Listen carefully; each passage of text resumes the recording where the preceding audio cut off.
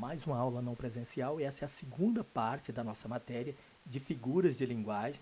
Na primeira parte a gente trabalhou comparação, metáfora e metonímia. Nessa segunda parte nós vamos trabalhar todo o restante. Vai dar total. Elas são muitas, só que nós vamos trabalhar aí juntando todas deve dar umas 10, 11, 12 no máximo. Vamos até contar aqui, vamos contar quantas. E vocês viram que eu montei o resumo em forma de mapa cerebral. Quem não entende ainda, não sabe fazer direitinho o mapa cerebral, se ficou interessado na ideia, fala comigo. Mas basicamente, estudos revelam que nosso cérebro ele gosta mais ou menos assim, porque é desta forma mais ou menos que as ligações através das sinapses são feitas, né? Uma coisa conecta aqui, que conecta a outra ali, que puxa um link ali. O nosso cérebro ele não trabalha de forma linear, de forma organizadinha. As informações estão aqui através das sinapses e que numa fração de milimésimos de segundo, essas ligações, esses links são buscados e a informação é automaticamente jogada na nossa forma consciente. Então, quando você faz um resumo daquele modelo que você pega no seu caderno e copia lá, figura de linguagem, coloca tudo linearzinho, aquilo não é bom para aprendizagem, é bom para ficar ali. Se é um material de consulta, não tem problema, você vai fazer uma prova de consulta, não tem nenhum problema. Agora, se você vai trabalhar esse material de forma que você não pode consultar, que você precisa dessa informação como bagagem sua, aí não compensa você anotar tudo bonitinho de forma linear. Você tem que anotar de uma forma que o seu cérebro rapidamente consegue memorizar isso e isso fique fácil de ser consultado. Por exemplo, com esse resuminho aqui, ó, eu consigo rapidamente explicar para vocês toda a matéria. Eu olhei para ele, automaticamente toda a matéria fica fácil para eu explicá-la. Por quê? Porque eu já aprendi ela uma vez, resumi ela dessa forma e assim automaticamente meu cérebro consegue linkar todas as informações e rapidamente eu consigo acessar o que eu preciso. Vocês viram que, ó, aqui eu até coloquei, vocês viram que tem cores diferentes. Eu coloquei várias cores. Isso é muito bom também, você não manter uma cor só. A monotonia de uma cor só também não é bom para o cérebro. Quanto mais você variar as cores, quando variar os formatos, aqui eu não sei, mas se você é bom para desenhar, quando puder dar um exemplo, se você puder fazer ele não verbal, em forma de desenho, também ajuda.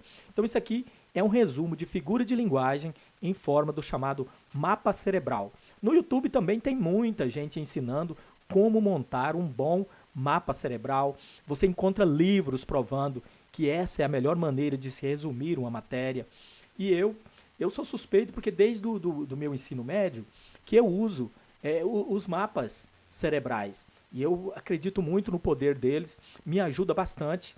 Eu, por exemplo, que preciso da matéria o tempo todo, trabalhando com vocês e etc., eu preciso o tempo todo. Eu uso no meu dia a dia, porque eu gosto de escrever muito na rede social. E aí, quando eu estou com dúvida numa matéria, eu já tenho ali o mapinha cerebral guardado. Eu tenho, só para vocês terem uma ideia, depois eu vou mostrar. Eu tenho, não, hoje não. Um dia eu vou mostrar. Eu tenho uma pasta no meu computador só com mapas cerebrais. Eu vasculho a internet, porque às vezes eu fico com preguiça de montar. Eu vasculho a internet e eu encontro alguns prontos. Esse aqui não, esse aqui foi eu que fiz. Dá para vocês verem que é a minha letra, a velha e boa letra do Claudião tá aqui, né, aquela letra bonita. Bom, e aí a aula passada, bem rápido mesmo, ó, nós trabalhamos comparação, metáfora, metonímia. Essas três, eu coloquei elas uma perto da outra, justamente porque elas têm a ver com duas realidades. Vocês lembram que tanto a comparação, tanto a metáfora quanto a metonímia são figuras de linguagem que aproximam duas realidades, realidade A, realidade B, e pega o que elas têm em comum. Quem não entendeu direitinho, pegue a aula anterior e dê mais uma olhadinha, assista quantas vezes quiser a aula, ficando dúvida, fala comigo, mas compreenda, entenda a diferença. E na aula de hoje, ó, nós vamos ver o restante. Então, antítese, começando pela antítese. Olha o nome, antitese. Antitese. Pensa a palavra com os seus pedacinhos. Ó, antitese, quer dizer uma coisa que vai contra uma tese. Tese é uma ideia. Então, é uma anti-ideia. Ó, ideias, e aí você vai lembrar o que elas são, na verdade. são ideias contrárias. Antônimos. Pensou em antítese, você lembra de antônimos. Anotei aqui no mapa cerebral, ó, o antônimo, para você lembrar que a antítese são os contrários, são os contrastes, as oposições, são os antônimos. E coloquei o exemplo vida, morte. Ó, o exemplo está aqui, vida e morte. É fácil, não é? Perdão, pecado, céu, inferno, alto, baixo, feio, bonito, gordo, magro e por aí vai. Quer dizer, os antônimos. Todos os antônimos pode construir antítese. Ou seja, isso é uma frase. Se eu digo, eu venho falar da vida e não da morte, olha, minha frase tem uma antítese. Você vai ler a frase, ler o parágrafo. As ideias estão ali se opondo, criou-se a antítese. O paradoxo, eu coloquei ele na sequência aqui no mapa, porque ele também é muito parecido com a antítese. Você vai lembrar dele, como que você vai lembrar dele? Ele também trabalha com contrários. Ele trabalha com contrários também. Só que de uma maneira sem lógica. É de uma maneira sem lógica. Então, a antítese trabalha com contrários de uma maneira lógica. Eu venho falar da vida e não da morte. Já o paradoxo, ele trabalha não necessariamente com antônimos, mas com coisas meio que contrárias, só que de maneira sem lógica. Tem até aquela brincadeirinha que a gente faz, poeira em alto mar. Como que vai dar poeira no meio da água? Olha, sem lógica. Poeira, água, é meio contraste. Mas se eu coloco isso ao mesmo tempo, vira um paradoxo. Se eu digo estou alegremente triste, como que você vai estar alegre e ao mesmo tempo triste? Não tem como estar alegremente triste. Então nós temos novamente um paradoxo. Só lembrar, contrário sem lógica. Depois nós temos aqui a onomatopeia. É fácil de lembrar da onomatopeia, ó. São os sons em geral. Toque-toque, blim-blom, au-au, miau, os sons que supostamente os animais fazem. Tudo isso a gente tem como a tal da onomatopeia. São os sons em geral. Eufemismo. Eufemismo, palavrinha anotada aqui, ó, é suavizar. Deixar uma ideia mais suave para que ela não seja desagradável. Em vez de dizer que alguém morreu, você diz que ela faleceu. Em vez de dizer que alguém é ladrão, você diz que ele pegou o que não é dele. E por aí vai. Quer dizer, a gente não é desagradável com a linguagem, a gente usa mecanismos para suavizar. Toda vez que isso acontece, a gente diz que houve um eufemismo. Ó, até anotei, suavizar. O pleonasmo, ele é uma figura de linguagem, às vezes, e às vezes ele é um problema de linguagem. Ele vai ser figura quando? Quando ficar bonito. É difícil dizer quando é e quando não é. Alguns escritores criam isso no texto como ênfase e fica muito bom. Ele é meio que uma ênfase, só que é uma ênfase desnecessária. Quando você diz que vai subir, a gente já entende que é para cima. Não precisa enfatizar que é subir para cima. Eu não preciso enfatizar que é descer para baixo. Então ele fica meio desagradável, mas é usado, é um tipo de recurso, não é aconselhável, viu? Não é aconselhável. Se você tem vício de linguagem, tem mania de usar esses pleonasmos, o aconselhável é que você não use, tá? Não use. Agora, dependendo, você está escrevendo uma poesia, uma música, e ali você quer enfatizar uma ideia e você viu que é necessário fazer essa repetição da ideia, aí você faz. Mas é muito raro os casos em que um pleonasmo vai ficar legalzinho. A hipérbole, ó, hiperbólico, hipérbole, tem um acentinho, ó, hipérbole. Tem gente que pronuncia hiperbole, não é hiperbole, é hipérbole. A hipérbole, ela é o exagero intencional. Se for um exagero que não é intencional, aí não é hipérbole. Para ser hiperbólico, deve ser algo intencional. Quando eu digo, estou morto de fome, e eu, sei lá, tomei café da manhã direitinho, mas aí na hora do almoço eu vou e digo intencionalmente que eu estou morto de fome. Olha, foi um exagero intencional. Fazer uma tempestade com um copo d'água também é intencional. Dizer que já disse isso 1000 vezes, já falei 1000 vezes e vocês não entendem. Olha, tudo isso se torna um ambiente hiperbólico, um exagero intencional. Agora, se a pessoa realmente estiver morrendo de fome, não for algo intencional, A pessoa está ali caída na calçada, há dias sem comer, e você passa e ela, moço, eu acho que eu estou morrendo de fome. Se isso é verdade, aí não é hipérbole, tá? Tem que ser um exagero intencional. Catacrese, ó, catacrese, catacrese. A catacrese, até anotei aqui para você não esquecer, é pé de cadeira, braço de sofá, barriga da perna, céu da boca. Quando a gente usa dente de alho, quando a gente usa esse tipo de construção, aí a gente criou a catacrese. É quando não tem um nome específico para aquele objeto, igual a gente fala dente de alho, ele se assemelha, tem uma semelhança, ó. Tem uma semelhança. É igual o pé da mesa ou o pé da cadeira. Ele tem a semelhança com o pé, porque ele sustenta a mesa, sustenta a cadeira. E não tem um nome. Em vez de criar um novo nome, a gente vai pela semelhança que aquele objeto tem. Então a gente chama de céu da boca ou a batata da perna, que é a panturrilha. Então, quando não tem um nome específico, geralmente a gente cria um nome figurado dentro do ambiente das figuras de linguagem e pela semelhança que aquilo tem. E aí gera a catacrese, é o braço do sofá e tal, é a asa da xícara. A perífrase, ó, perífrase, não é perifrase não, perífrase, perífrase. A perífrase, por sua vez, é quando um aposto, vocês lembram que o aposto é um termo, uma expressão que explica algo anterior. Se eu digo, Cláudio, o professor de português é um aposto, porque explica quem é Cláudio. Tem um monte de Cláudio na cidade. E aí você diz que está se referindo ao Cláudio, professor de português. Só que isso não é perífrase. Perífrase é quando esse aposto já se torna tão consagrado que só de falar o aposto você lembra do objeto. Por exemplo, quando eu digo cidade maravilhosa, automaticamente você já lembra do Rio de Janeiro.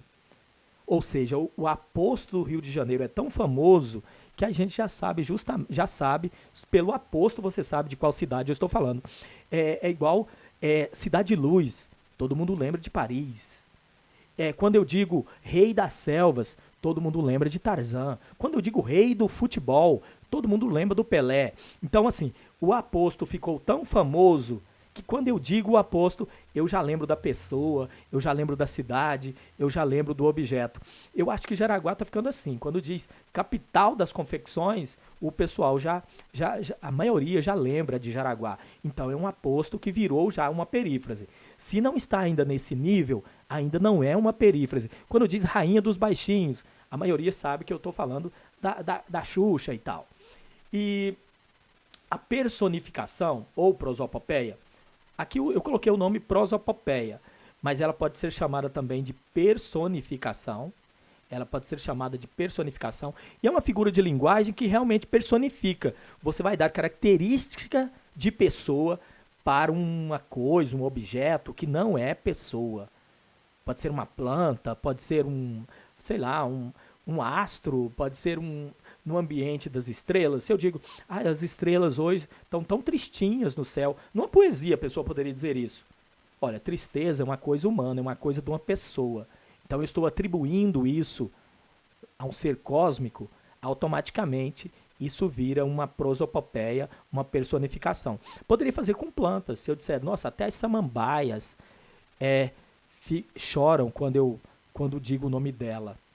Sei lá, numa música dessas de corno aí, dessas músicas sertanejas, alguém poderia escrever isso. E aí seria uma personificação. Então, deu característica humana para seres não humanos. Cláudio, mas só por escrito ou pode ser não verbal? Pode ser não verbal também. Se eu desenho uma lua, um sol, com carinha, com rostinho, com boquinha, ou uma estrela, automaticamente aquilo se personificou. E aí também é uma prosopopeia. Então, as figuras de linguagem em si, elas podem aparecer no não verbal. Por último aqui, não menos importante, a gradação. A gradação, eu coloquei aqui, ó, andar, correr, voar. Ela geralmente vem em 3 níveis, ou para baixo ou para cima. A gente fala que ela é descendente ou ascendente. Então, se eu tenho, olha, a pessoa estava andando, ela começou a andar rápido. De repente estava correndo. Andar, correr, voar. Olha, vai aumentando a intensidade. Então, se vai aumentando a intensidade ou diminuindo, isso pode estar num parágrafo grande, viu? Você tem que entender a ideia. A ideia total do parágrafo deu essa ideia de intensificar a ponto de criar uma gradação e pode aumentar ou pode diminuir. Eu posso dizer que a pessoa estava que ela estava triste, começou a fazer carinha de choro, daí um pouquinho já estava aquele berreiro. Olha, gradação. Então, todas as ideias que vão criando essa intensificação, aumentando ou diminuindo, não importa, é gradação.